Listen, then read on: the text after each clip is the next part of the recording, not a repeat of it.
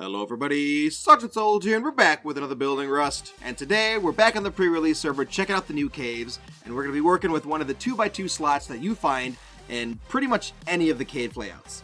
So in this particular one, if I move over here, you can see that the backside actually hides an elevator, which if you leave the bucket down, you can actually use that elevator as a backdoor escape in case you're getting raided from the front. Now, by leaving it down, you're also preventing them from being able to raid you from the elevator because you can't recall the elevator once you're up at the top.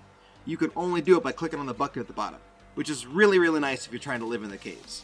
So going back to the base, this is in fact the 2x2. It doesn't really fit a whole lot. It fits 2x2 squares perfectly fine. If you center it, you could do the 6 triangle circle base, but again, all the sides are accessible from the outside, so it's only 2c4 to raid that. I felt this was probably one of the best designs you could do in this space because no matter what, you're looking at 4c4 to get into your center loot room. And if someone's raiding small 2x2 bases inside the caves, either A, they're probably not going to have enough because they're using satchel charges, or B, they're going to be wasting C4 and they're jerks. So we're just going to leave it at that. So looking at this base here, I'll move up a little bit, we have 3 doors, 1 small furnace, a tool cupboard of course because you need one, and 8 small chests. Now you're probably saying, Sergeant Soldier, you could probably fit one more there between those 2 doors.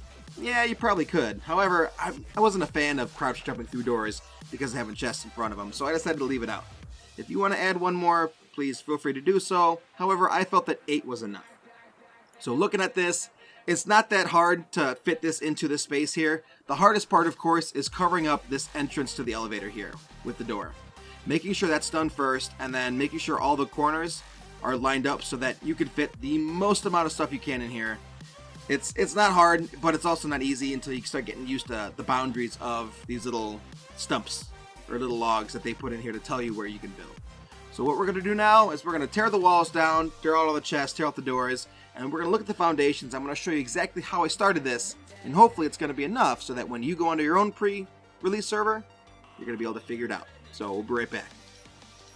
Okay, so this is what we started with. My very first triangle foundation down was the top left one in the very corner there to ensure that it was far enough to the left so that any walls that went up would go through the rock wall of the cave. And then I slowly worked my way right, and then I worked my way down, and magically it all fit. So as long as you start off in that top left triangle there, and 100% make sure that there is no gaps or anything that they can actually see you escaping through the backside, your base is going to work out just fine. So coming down here, basically all I did was I threw up the doors where they were needed.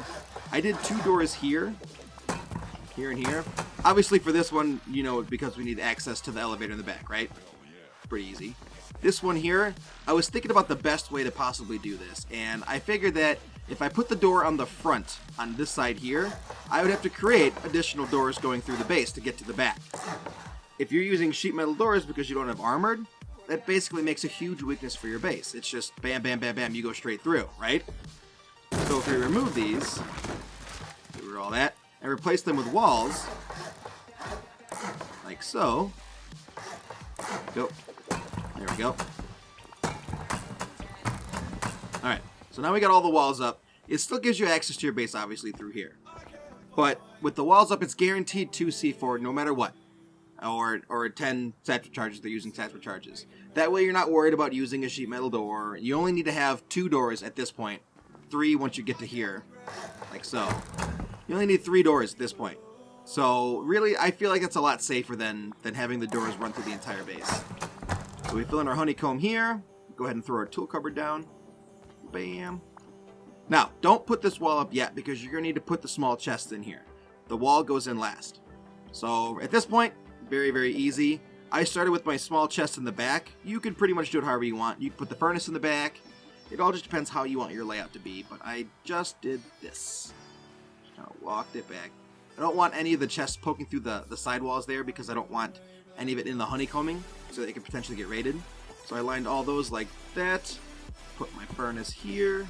Got ourselves a low wall, like so. Went back with our chests. And getting them to place is a little bit tricky. Sometimes they go and sometimes they don't want to go. So you might have to dance around a little bit. Press R, rotate them, do whatever you have to do. Sometimes you have to stand on top of the furnace to get it to go blue. Oh, am I going to get it? See how it's kind of turning sideways? Yeah, it becomes difficult. So what I'm going to do real quick is I'm going to make it daytime so it's a little bit easier to see, and we'll be right back. Just like magic, it's daytime. See? Super simple.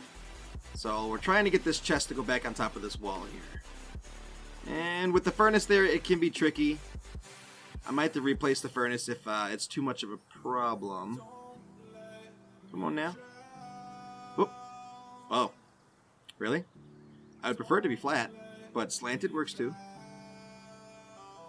Wow. Okay. Well, we're going to slant that, I guess. Good job, Sergeant Soldier. Alright, so we're going to put one here, and then we're going to squeeze one in there. We're going to squeeze one on the other side here. We don't actually need to be able to access the door in there. Oh. There we go. I'm stuck. Let me through. Let me through. Okay. So, I think the slanted one is actually giving us problems. It's actually working. You guys saw it before. I was able to get 2. So that gives us 1, 2, 3, 4, 5, 6, 7. Did I have 7 before? I guess I only had 7 instead of 8. So we put our doorway in. Read that to stone. Now fly out of here. That's pretty much it. Now the chest, yeah, it's a little janky. I understand that. Just dance around, do it the best you can. If you have to remove these 2 walls here to be able to put the chests in right, feel free to do so. Put those walls in last after the chests are in. But whatever you do, just make sure, in my opinion, it's in the center diamond. That way, if they do end up raiding through this outside wall, you don't want them to be able to access your chest if they only have enough to do one single wall. You know what I'm saying? So, and then from here, actually I should replace that. From here, you could either A, go straight up, literally just straight up. This prevents them from going from the top and blowing down, which is actually really nice about the caves. I actually like that. There we go. See, only 2 walls are necessary enough to get it so that they can't just blow straight down into your base. I mean, if you want to, you could put a 3rd one up, but at this point, it's not really necessary. So from here, you could leave these completely open too, by the way. You don't have to put floors up here. In the center here, if you're trying to get back to these back chests, I would recommend not doing a floor on top. That way you can kind of jump up and move around. But that's pretty much it. Now, there's different ways you can expand upon this if you want to. It really doesn't do much good. Basically, all that is taking floors and just adding to the outside. It does let you build over the minimum build requirement or the building plot, like so. But you can't build down. You can only build up. So basically, if they end up blowing the bottom anyway, the top doesn't really do you a whole lot of good. At least in the 2x2 spot where we are right now. Once you get to the larger plots, adding on to the top actually is a little bit helpful. And when we do those builds, we'll explain that at the time. But, let's see if I can fit all these in here. You could quite literally fill this entire thing up with floors. Oh, okay, those aren't going to go. Come on. Come on. There we go. This side. Yes, yes. No? Don't want to do it, huh? No, that's okay. So as you can see here, we've got pretty sizable base now. Even though the bottom's only the 4C4 to get in, maybe it looks bigger than it actually is. Maybe someone will think, oh, I don't have enough to raid that. Never mind. Who knows? Now from here, if you want to fill this up with honeycombing, you could potentially move your loot up here to above these triangles here or something like that. However, keep in mind that the floors are weak from the bottom. So they can get picked and destroyed, and your honeycombing would essentially be useless. So in my opinion, keep it on the bottom level because this is where the most protection is going to be. Your 4C4, bam, done. You're in. So that's pretty much it for this video. It's not a hard base. It's not an easy base. Making sure the foundations are lined up perfectly is probably the hardest part. But once you get into it and you start working with it, you'll realize that the boundaries have a little bit of give to them. You can do a little bit of an overlap for your foundations and those little logs that go around, but not a whole lot. So with that, hopefully you guys enjoyed the video. I know everything with the caves are still brand new, and there's probably a lot of stuff that's going to change. So hopefully by the time you're watching this in the future, if you are, maybe it hasn't changed, or maybe it has, and the build's probably no good, but at least right now, this is what you might be able to expect when the new caves come out. So, Sergeant Solj, Building Rust, and we'll see you in the next Building Rust video. Bye-bye. Thank you so much for watching this episode. If you want to see more great content from Private Astro or myself, please hit that subscribe button and click on any of the videos above.